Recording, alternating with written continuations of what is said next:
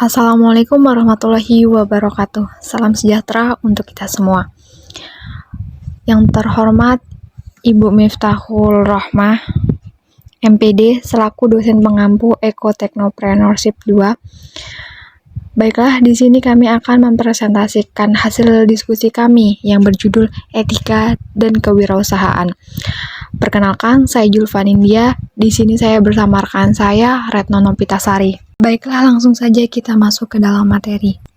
Materi yang pertama yaitu pengertian kewirausahaan.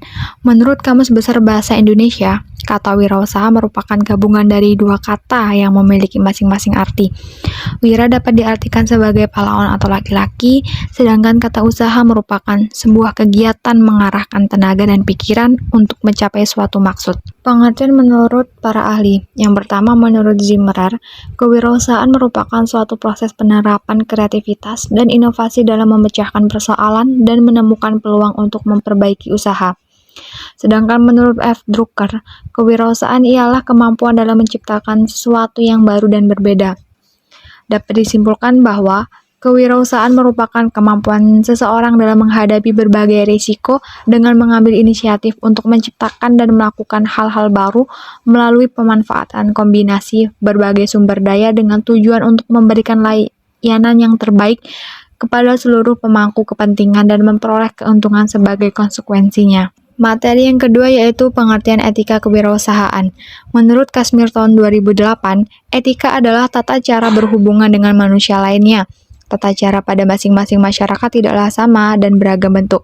Hal ini disebabkan beragamnya budaya kehidupan masyarakat yang berasal dari berbagai wilayah.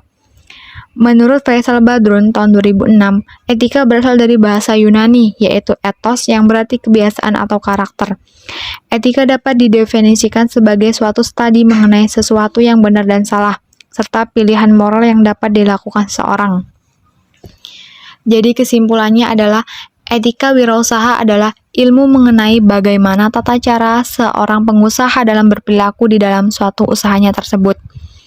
Banyak wirausaha mengabaikan betapa pentingnya etika di dalam mendirikan suatu bisnis, karena mereka berpikir dengan kemampuan yang mereka miliki serta modal yang besar, suatu usaha dengan mudahnya didirikan. Padahal, tanpa adanya etika yang dimiliki seorang wirausaha, suatu usaha tersebut tidak akan berjalan sesuai rencana. Materi yang ketiga yaitu prinsip etika kewirausahaan. Secara umum, prinsip-prinsip yang dipakai dalam bisnis tidak akan pernah lepas dari kehidupan keseharian kita. Prinsip-prinsip yang berlaku dalam wirausaha sesungguhnya adalah implementasi etika pada umumnya. Yang pertama, prinsip otonomi. Orang bisnis yang otonom sadar sepenuhnya akan apa yang menjadi kewajibannya dalam dunia bisnis. Contohnya, 1. Memberikan produk dan jasa dengan kualitas yang terbaik dan sesuai dengan tuntutan mereka. Yang kedua, memperlakukan pelanggan secara adil dalam semua transaksi. Prinsip yang kedua yaitu prinsip keadilan. Prinsip ini menuntut agar setiap orang diperlakukan secara sama, sesuai dengan aturan yang adil dan kriteria yang rasional, objektif, dan dapat dipertanggungjawabkan. Salah satu teori mengenai keadilan yang dikemukakan oleh Aristoteles adalah yang pertama, keadilan legal. Ini menyangkut hubungan antara individu atau kelompok masyarakat dengan negara.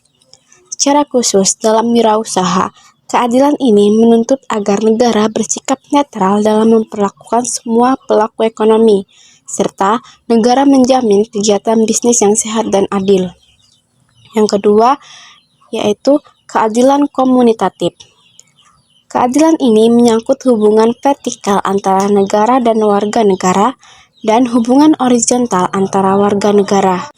Dalam bisnis, keadilan ini berlaku sebagai keadilan tukar, yaitu menyangkut pertukaran yang adil antara pihak-pihak yang terlibat. Yang ketiga, keadilan distributif, atau yang disebut juga dengan keadilan ekonomi, yaitu distribusi ekonomi yang merata atau dianggap adil bagi semua warga negara. Dalam dunia bisnis, keadilan berkaitan dengan prinsip perlakuan yang sama sesuai dengan aturan dan ketentuan dalam perusahaan. Materi yang terakhir yaitu tujuan etika kewirausahaan. Ada 5 tujuan. Yang pertama, dapat meningkatkan rasa keakraban dengan karyawan. Yang kedua, menyenangkan orang lain. Menyenangkan orang berarti membuat orang menjadi suka dan puas terhadap pelayanan yang sudah kita berikan. Yang ketiga, memujuk pelanggan. Setiap calon pelanggan memiliki karakter tersendiri. Berbagai cara dapat dilakukan untuk membujuk pelanggan. Salah satunya dengan cara melalui etika yang ditunjukkan karyawan.